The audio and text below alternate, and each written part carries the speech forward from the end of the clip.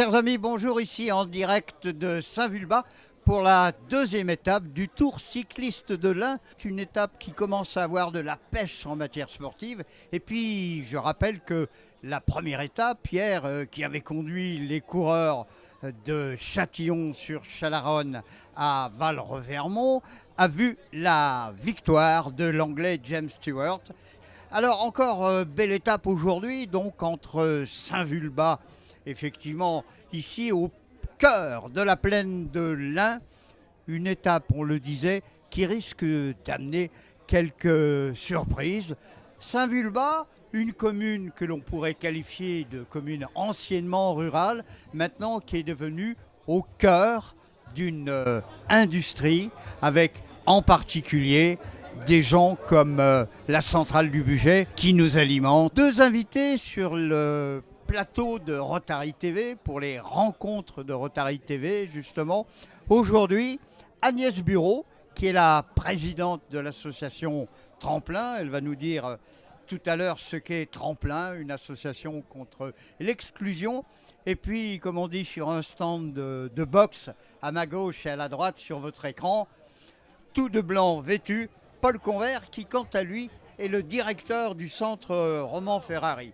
Alors à tout seigneur, tout honneur, Agnès Bureau, j'allais vous dire chère consoeur, parce que vous êtes présidente d'une association, mais je crois également que vous donnez dans le journalisme. En quelques mots, comment définir votre association Tremplin pour l'exclusion, dont vous êtes, je répète, la présidente? Alors en quelques mots, en fait, c'est une association qui a 35 ans, qui est née pour créer une halte de nuit, c'est une initiative d'habitants. Puis depuis, elle a grandi. Et on est maintenant une association plutôt généraliste. On a vraiment une activité autour de l'hébergement d'urgence, de l'hébergement hivernal, du logement aussi pour les personnes. Et puis une grosse activité où on accompagne les gens vers l'emploi. Donc on a des ateliers d'insertion, on a des boutiques, on a une activité de ce côté-là. Et on a du coup on se sent concerné par tout ce qui permet aux gens de se relever et de reprendre leur route. Se relever, on en parlera tout à l'heure avec Paul Convert. Je crois que l'enchaînement est bien trouvé. Quelques mots justement, Paul, sur Roman Ferrari. Alors je répète, pour ceux qui ne sont pas au courant, ça n'a rien à voir avec les voitures rouges de compétition. Ça n'a rien à voir effectivement avec les voitures rouges de compétition.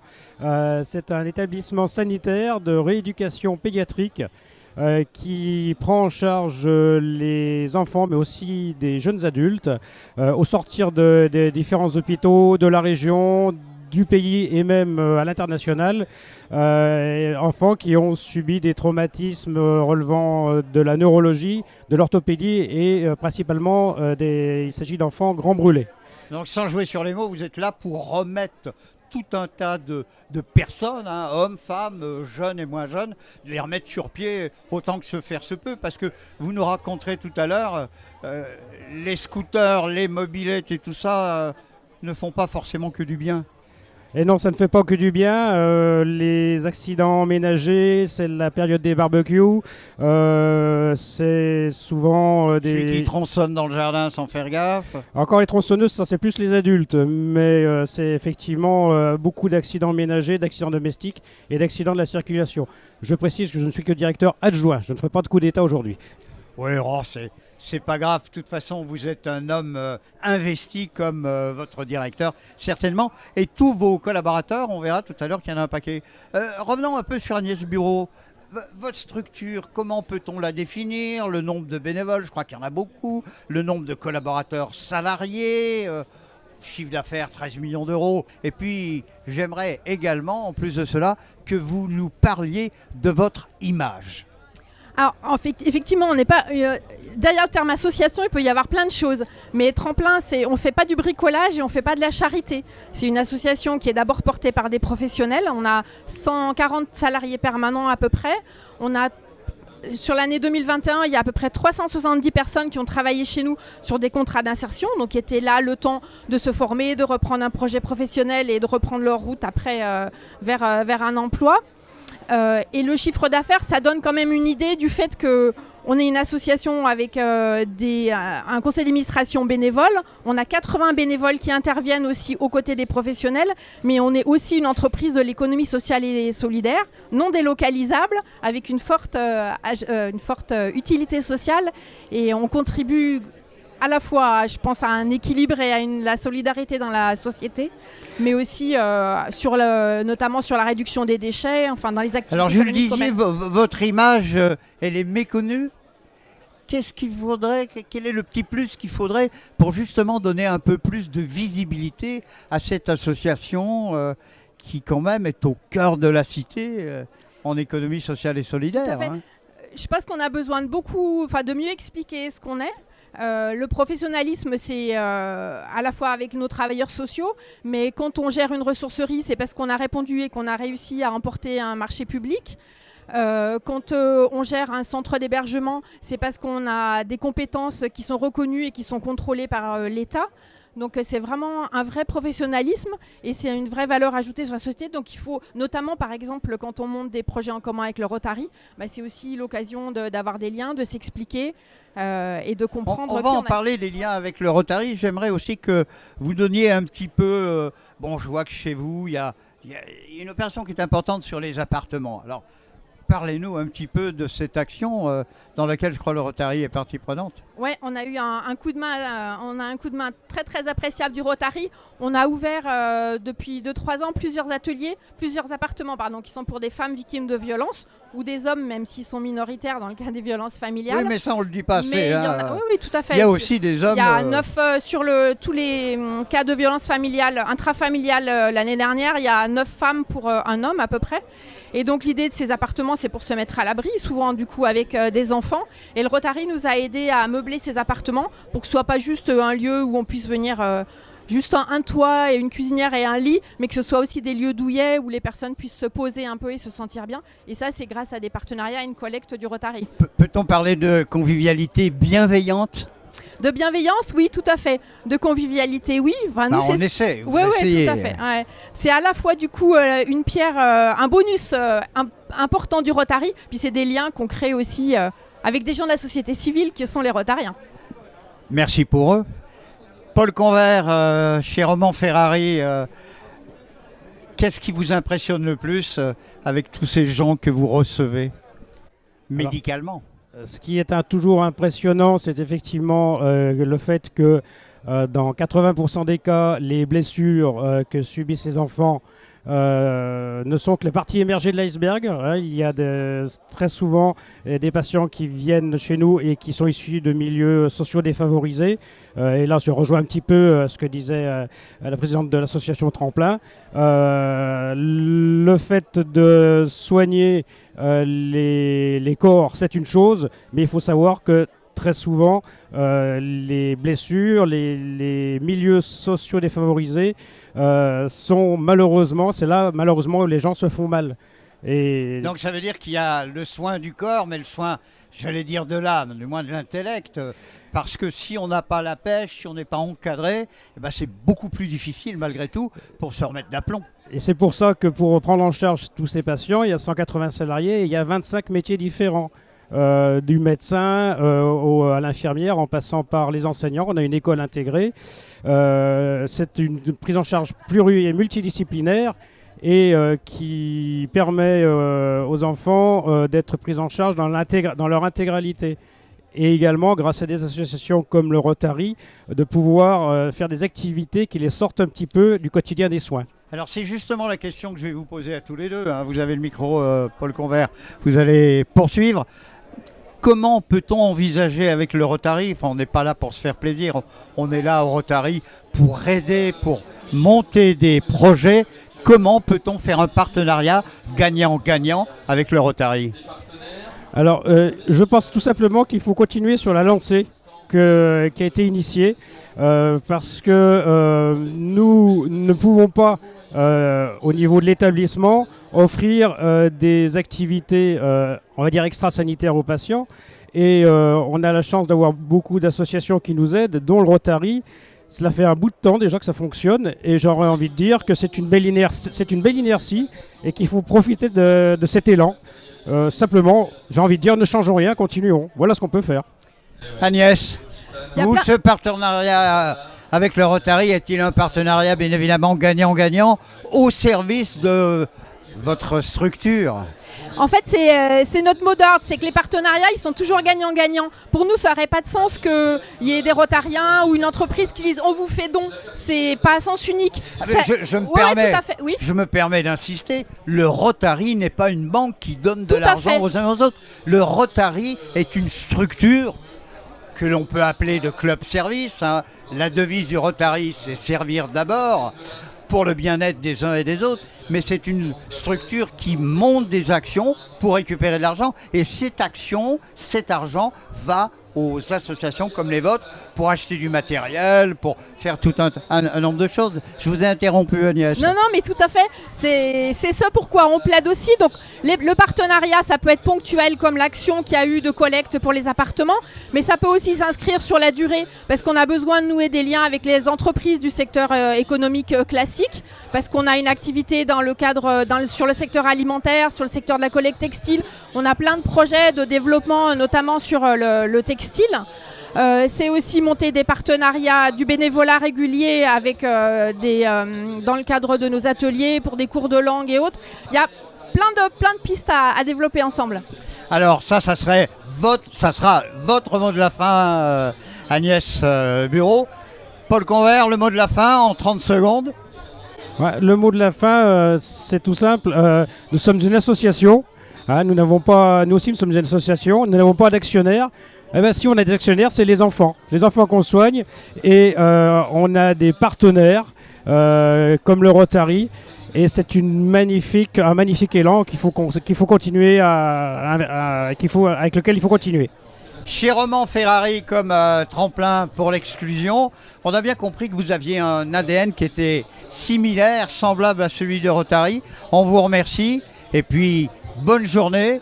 Bon tour de l'Ain, je ne sais pas si vous allez le faire en vélo ou comment, mais en tout état de cause, et puis amitié à tous vos malades, à tous vos patients, à tous ceux, en un mot, que vous aidez. Bonne journée. Nous allons passer maintenant à une action phare du club Rotary d'Ambérieu en Bugey qui s'appelle Rêve de gosse, Magnéto.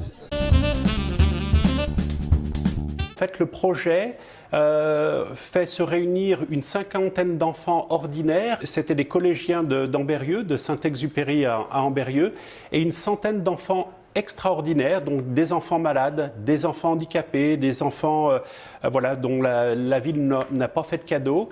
Et les faire se réunir, les faire travailler ensemble, qu'ils découvrent leurs différences, mais qu'ils soient en capacité d'aller au-delà de leurs différences.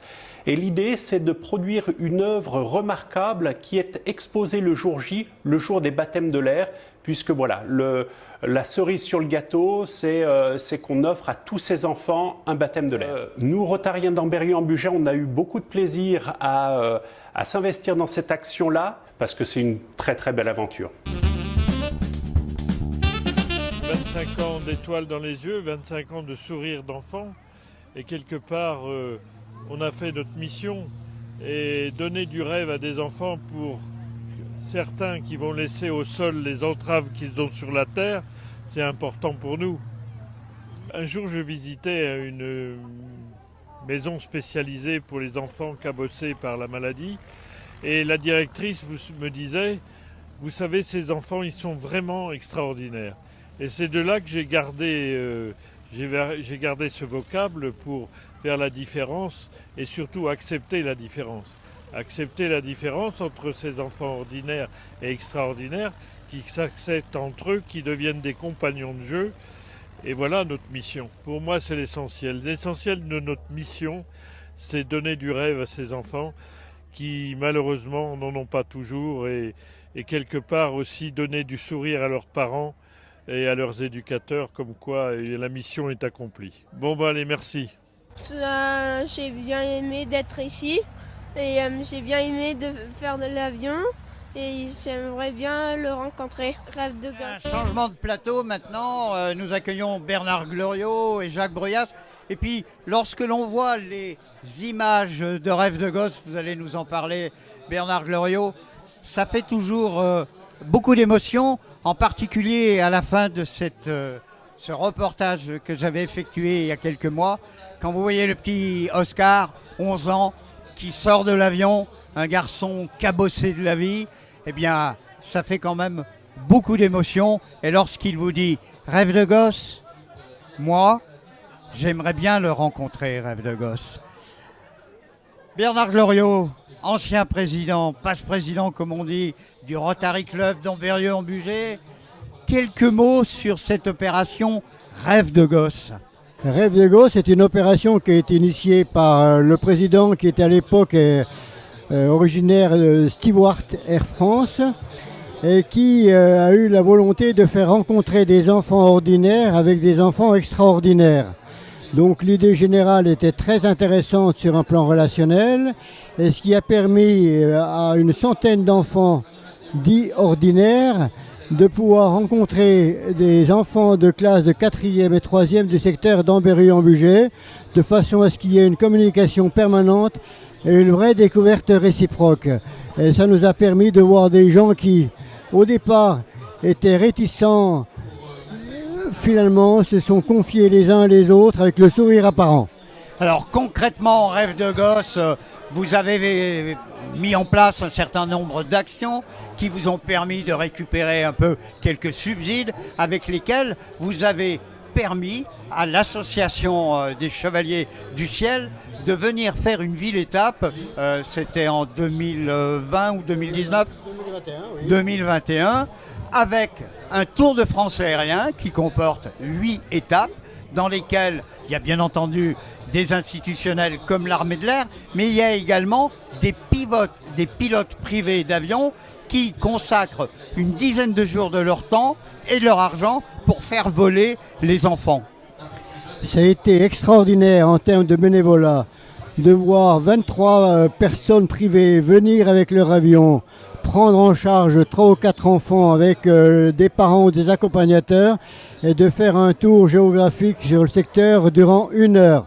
Des enfants qui avaient une appréciation à un moment donné qui représentait la forme d'une peur, finalement se sont retrouvés à la sortie de l'avion avec un sourire, quelquefois des larmes de contentement. Je vais vous présenter maintenant notre ami Jacques Bruyas, bien connu dans la région Rhône-Alpes-Auvergne ou Auvergne-Rhône-Alpes. Alors, ce garçon a plusieurs casquettes.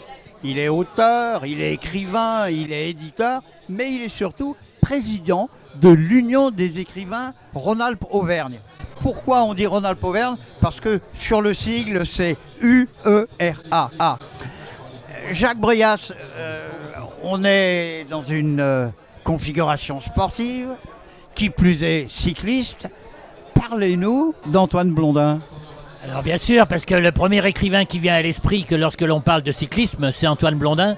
Antoine Blondin, il est né en 22, il est mort en 91, donc 69 ans d'une vie courte, très courte. De 1900, hein, vous voulez 1900, dire. bien sûr, d'une vie très courte. Il a été lauréat de très nombreux prix. Il faisait partie des Hussards avec Nimier, Jacques Laurent et également Michel Déon. Et puis surtout, il a pendant 27 ans, suivi le Tour de France pour le journal L'Équipe. Et il avait des phrases magiques lorsqu'il faisait ses reportages, lorsqu'il écrivait ses rubriques. Il a aussi suivi 7 fois les Jeux Olympiques. Par exemple, il disait que la bicyclette était le seul exercice, la seule activité qui mettait en branle tous les sens, sauf celui de la reproduction. Mais tout compte fait, on n'en avait pas besoin pour ceci. Et il avait des phrases comme l'homme descend du songe. Et pas du singe, mais du songe. C'est quand même l'auteur du Singe en hiver.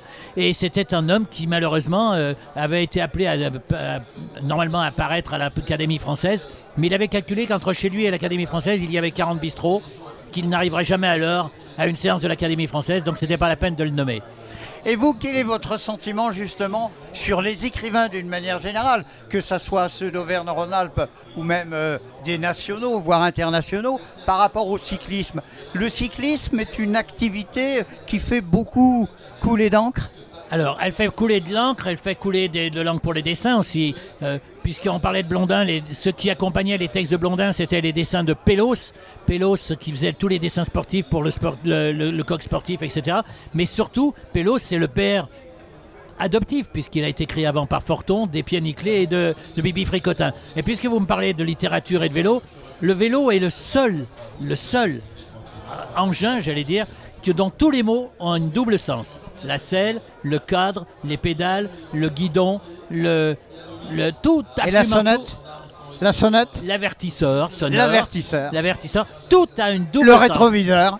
Tout a un double sens dans le vélo. Absolument tout. Je m'étais amusé à écrire un texte là-dessus parce que c'était très amusant. Quand j'avais voulu avoir un enfant en vélo, mes parents m'avaient offert un dictionnaire. Comme quoi ça peut servir aussi de pédaler dans la langue française. Ouais, excellent. Bernard Gloriot, alors quelques mots sur votre partenariat avec le Rotary. J'allais dire, vous le connaissez bien puisque vous en êtes l'un des présidents à une certaine époque. Ici en Berrieux-en-Bugey, quelles sont les prochaines étapes? Alors, sur le futur, puisque nous venons de changer de président il n'y a pas très longtemps, l'action phare de notre futur président, c'est d'intervenir auprès de l'association des femmes battues. Voilà l'idée générale qui est l'idée directrice, sans oublier nos actions habituelles qui sont la lutte contre la polio, bien sûr, l'action Ah oui, ça c'est l'action phare du Rotary, grâce auquel il y a pratiquement plus de cas de Rotary dans le monde aujourd'hui. Il y en a 2, dont un au Pakistan, mais qui n'est pas endémique. Mais effectivement, et c'est une action qui nous est très sensible par rapport à ces personnes qui évitent d'être malades.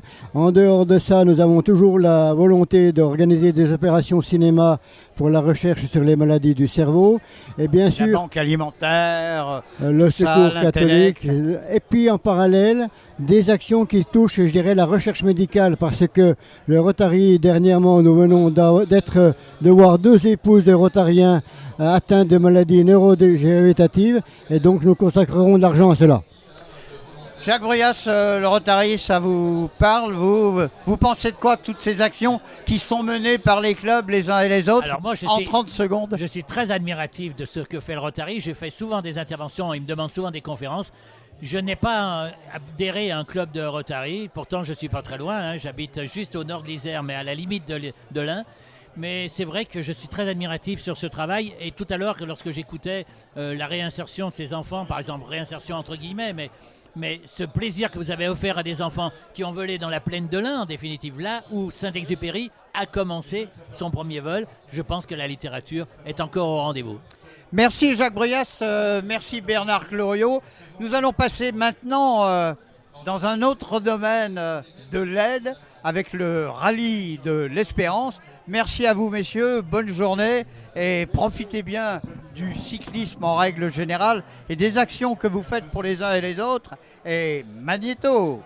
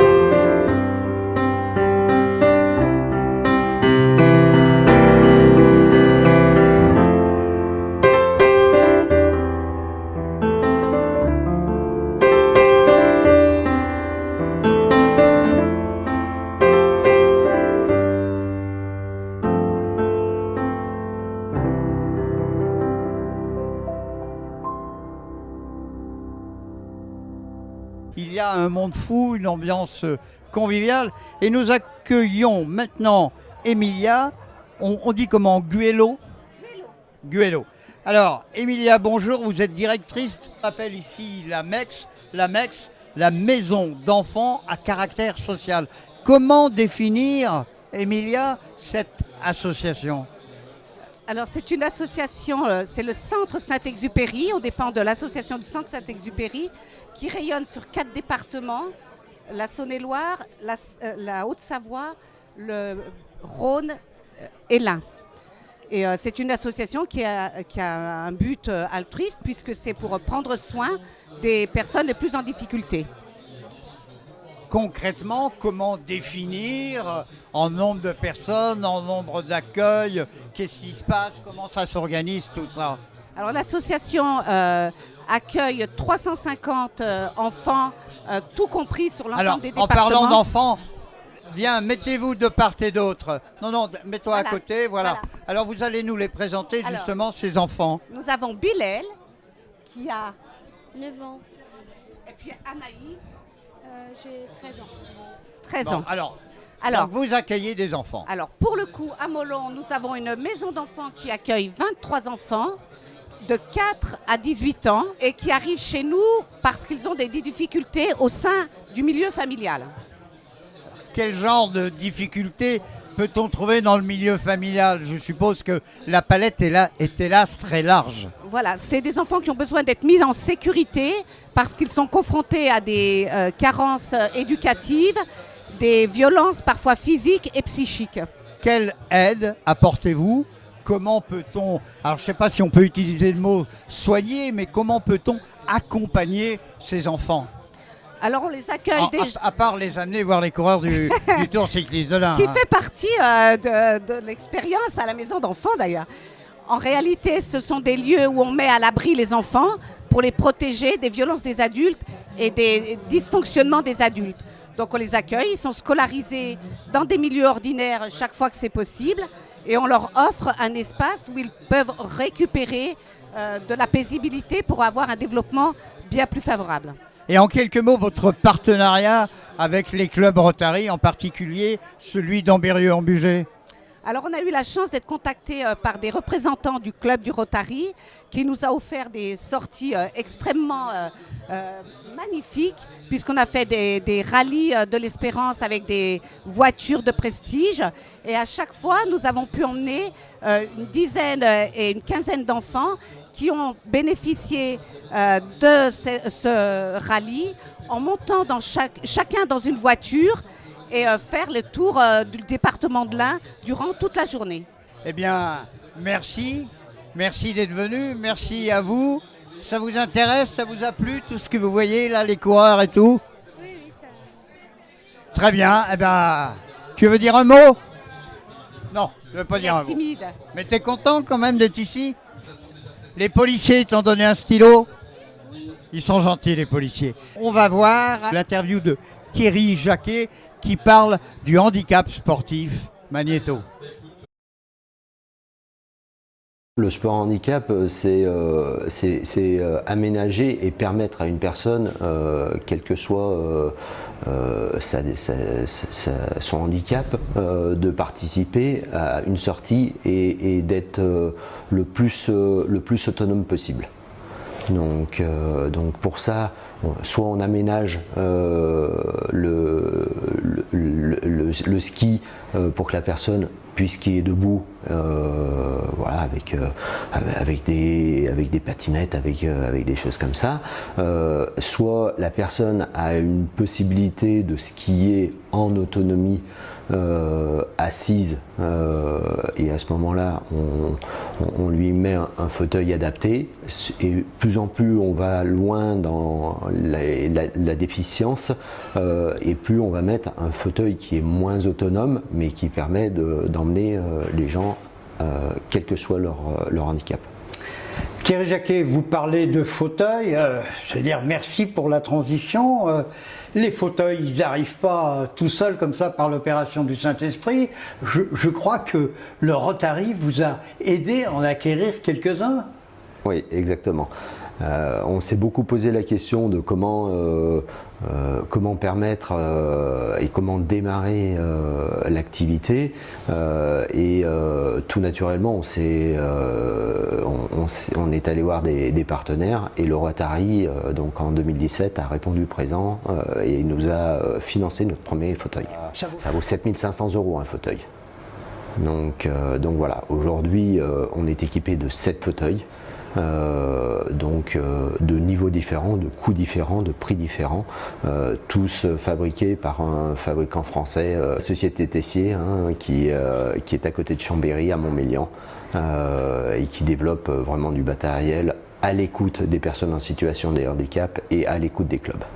Nous, notre ADN au Ski Club Saint-André-de-Corcy, c'est la formation et de former les personnes à skier mieux et à skier en toute sécurité.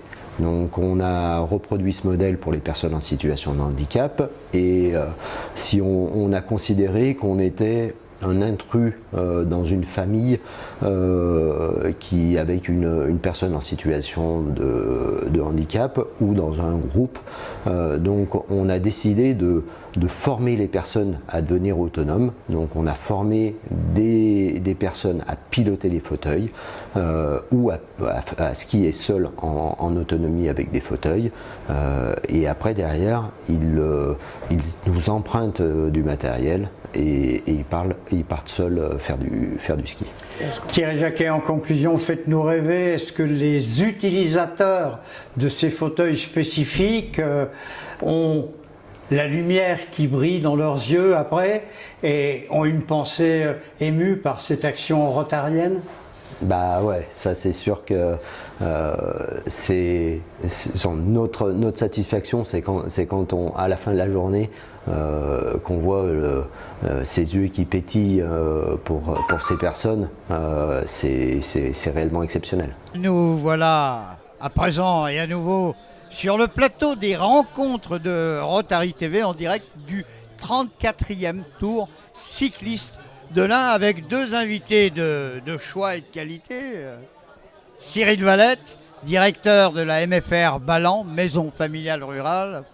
Et à ma gauche, notre ami Marcel Périnet a consommé sans modération, bien que l'une de ses casquettes se consomme avec modération. Alors, Marcel Périnet, on vous a connu comme l'un des bras droits efficaces pendant de nombreuses années, pour ne pas dire dizaines d'années, auprès de Georges Blanc, dans sa belle maison étoilée et toquée Goemio. Mais vous avez également une autre casquette, vous êtes rotarien, casquette du Rotary. Et puis, troisième casquette depuis quelque temps, vous avez quelques vignes de Cerdon dont vous allez nous parler. Et puis, Cyril Valette, comment définir une MFR? On appelle traditionnellement les MFR les maisons familiales rurales. On fait quoi dans ces MFR? Qui accueille-t-on? Que fait-on? Quel en est l'ADN? Alors les MFR ont énormément de points communs, on y fait beaucoup de choses. Au niveau national, on retrouve 430 associations MFR, puisque nous sommes sous statut associatif, loi 1901. Et les particularités, les points communs des MFR, c'est d'être un acteur de son territoire. Donc la clé, la base, ce qui nous anime, c'est de proposer des formations qui correspondent aux besoins de nos territoires. C'est pour ça que la MFR de Ballan, située entre le Rhône et l'Ain, est spécialisée dans les métiers de bouche, en passant par différentes formations. Alors ça tombe bien, vous parlez des métiers de bouche, on a parlé du Cerdon, on parle des métiers de bouche qui est une des activités importantes, et puis vous allez nous parler également de la permaculture, parce que cette dernière séquence des plateaux de Rotary TV est une séquence qui est un peu parrainée par Saveurs de l'Ain. Saveurs de l'Ain, vous connaissez? On connaît très bien, on a la chance de mener certaines animations, notamment au Salon de l'Agriculture avec eux. C'est important pour nous de valoriser les terroirs, de valoriser nos territoires et d'allier la qualité des produits de nos terroirs, et notamment le Cerdon, et le savoir-faire de nos cuisiniers. Alors, je disais tout à l'heure que Marcel Périnet est à consommer sans modération, mais le Cerdon, lui, est à consommer avec modération. Marcel Périnet, vous avez quand même une vie fortement bien remplie, toujours dans le domaine de la gastronomie, des arts de la table. Quelques mots sur votre parcours. Après une retraite bien méritée, enfin une retraite professionnelle, c'est quoi les souvenirs chez Georges Blanc? Alors, effectivement, j'ai fait 45 ans de ma vie chez Georges Blanc. Vous ne les faites pas? J'ai eu l'occasion, c'est gentil, j'ai eu l'occasion de travailler avec la MFR de Ballan, puisque des jeunes en cuisine ou en salle à manger venaient à l'époque où j'étais responsable de l'embauche en tant que DRH du groupe Georges Blanc. Et moi, je suis parti à la retraite, effectivement, après ces 45 années. Un souvenir chez Georges Blanc? Ça a été une personnalité, la passion, un président de la République qui arrivait en hélico discrètement. Oui, on a eu beaucoup de personnalités, bien sûr, avec 3 étoiles au guide Michelin, notamment. Et des top Goemio. 19,5 au Goemio. À l'époque, on a eu énormément de personnalités. Je passerai sur le premier secrétaire du Parti Socialiste qui est devenu président de la République avec François Mitterrand. Le sommet du G7 à une certaine époque. Oui, puis il y avait les femmes des présidents. Voilà, oui, il y avait les femmes des présidents. Ça a été des souvenirs. Bon, des hommes politiques, des acteurs, du monde industriel également. Un homme de grande qualité qui est décédé maintenant, avec lequel j'ai gardé des relations par l'intermédiaire de son fils, c'est Antoine Riboud, qui avait une maison dans le Bugey et qui était un passionné de vin. Et ça a été un peu le trait d'union avec Antoine. Comment passe-t-on de la véritable gastronomie française et indinoise, comment passe-t-on au cerdon et au vin? Alors, ça s'est passé... Je le répète parce qu'on est à la télévision en direct, à consommer avec modération, mais avec délectation, bien frais. On avait, il y a 20 ans, j'ai perdu mon épouse d'un cancer. Une situation assez dramatique à l'époque, et j'avais un fils qui à l'époque avait 15 ans. Et dans la succession, mon beau-père, il y avait une dizaine d'arts qui étaient sur la commune de Saint-Martin-du-Mont et de Gravel. Et mon beau-père, en disant, bon, c'est des friches, il faut y vendre, ça vaut rien, c'est des épines. Ah papy, c'est des terrains d'appellation d'origine contrôlée, ça serait quand même dommage. Bon, vous avez qu'à vous en occuper. Donc je me suis mis à gratter la terre à Saint-Martin-du-Mont et à Gravel en particulier, sur la Croix de l'Adam, depuis cette époque. Les 10 arts se sont transformés en 10 hectares. Oui, ce que j'ai gagné pendant 45 ans chez Georges Blanc, je l'ai complètement investi dans cette propriété. Donc... Bon, ça devait bien marcher chez Georges Blanc. Comment définir le cerdon en matière de vin? Parce qu'il y a quand même, dans ce département de l'Ain, où il y a beaucoup de saveurs, il y a quand même beaucoup de vignobles. Et le cerdon en est l'une des pièces maîtresses. Oui, on est quand même une petite entité. Hein. On a moins de 200 hectares de vignes sur l'appellation. Il y a 10 villages qui sont concernés, dont Saint-Martin-du-Mont. Mais moi d'entrée, je me suis mis à planter du poulsard. 2 cépages sont autorisés, le poulsard et le gamay. Et le poulsard principalement, qui est l'ancêtre du savagnin du Jura, dans cette veine de terrain qui permet de... Et on s'est mis à travailler correctement. On est en bio depuis le départ. Donc ce qui permet... Mais effectivement, vous êtes tout bio. Là. On fait partie de Saveurs de l'Ain également, puisque on est dans cette entité-là. Cyril Valette, je suppose que dans les MFR, on boit pas les jeunes ne boivent pas forcément du cerdon à tous les petits déjeuners, mais... Parlez-nous un peu d'anecdotes. Et puis j'aimerais qu'on parle de notre ami commun, Luca Sangiuliano, qui est un chef, aujourd'hui le chef de la République, puisqu'il est le chef de cuisine du préfet de région. Parlez-nous un petit peu de ce garçon et de ce qu'il fait pour vous et avec vous. Alors je vous confirme qu'on ne sert pas du cerdon à tous les petits déjeuners. En effet, même si notre rôle est aussi de faire découvrir à nos apprentis la qualité des produits de notre territoire et de nos terroirs. Luca est un ami autant qu'un professionnel avec lequel on a la chance de travailler. Il représente quelque chose d'assez symbolique dans notre structure, puisque notre volonté de travailler avec les professionnels, elle est toujours au bénéfice des apprentis, et c'est comment les professionnels viennent contribuer aux formations et comment nous on peut apporter des choses aux professionnels. Ça nous permet de garder les pieds sur terre, ça nous permet d'être réalistes dans les formations qu'on dispense, et quand on a la confiance d'un grand chef comme Luca, c'est un vrai plaisir, un vrai honneur pour nous. Ce qui me fait plaisir en vous voyant, mon cher Cyril Valette, c'est que vous avez les yeux qui pétillent, pas encore du cerdon, merci par avance Marcel, mais c'est la joie vive de la gastronomie et puis de la transmission auprès de ces jeunes. Votre partenariat avec le Rotary, c'est encore un partenariat gagnant-gagnant sur le même ADN. C'est tout à fait un partenariat gagnant-gagnant. C'est la symbolique de ce que j'expliquais tout à l'heure avec notre lien au territoire. Le Rotary nous a fait confiance quand on a lancé une idée qui pouvait sembler un petit peu farfelue, mais qui était chargée de bon sens, qui était de développer un jardin, un potager au sein de notre structure. On a En la chance d'avoir permaculture. du terrain. On a fait le choix évidemment de la permaculture. Et l'idée, c'est de passer du discours environnemental, du discours sur la qualité des produits qu'on tient depuis toujours auprès de nos apprentis, au concret. Quand on fait un cours de technologie professionnelle avec des apprentis qui sont les pieds dans l'herbe et qui goûtent 10 variétés de tomates sur 1 heure de cours, ils s'en rappelleront jusqu'à la fin de leur jour.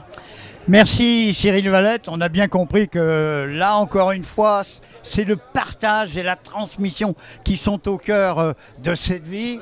Marcel Périnet, je vous ne dirai pas le mot de la fin que je pourrais écrire FAIM, le mot de la soif mon cher Marcel. Oui, je m'inscris tout à fait dans cette transmission parce que bon, j'ai un certain âge aujourd'hui, même si ça n'apparaît peut-être pas évident au départ, mais ma seule raison d'être aujourd'hui, c'est de transmettre. Moi, ma vie, elle est faite professionnellement, je l'ai faite, mais ce que j'ai appris chez Georges Blanc, je le transmets là actuellement sur le terrain, directement avec la culture de la vigne. Merci Marcel Périnet, merci Cyril Valette. Merci et beaucoup. puis rendez-vous demain sur les 3e rencontres de Rotary TV pour l'étape Hauteville, l'Elex-Montjura. Une étape avec beaucoup de montées, beaucoup de difficultés. Et puis, bienvenue une fois encore. Merci pour votre écoute. Et n'oubliez pas, nous serons bientôt en replay. Bonne journée, messieurs. Bonne journée, Marcel. Bonne journée, Cyril. Et à bientôt, si vous le voulez bien.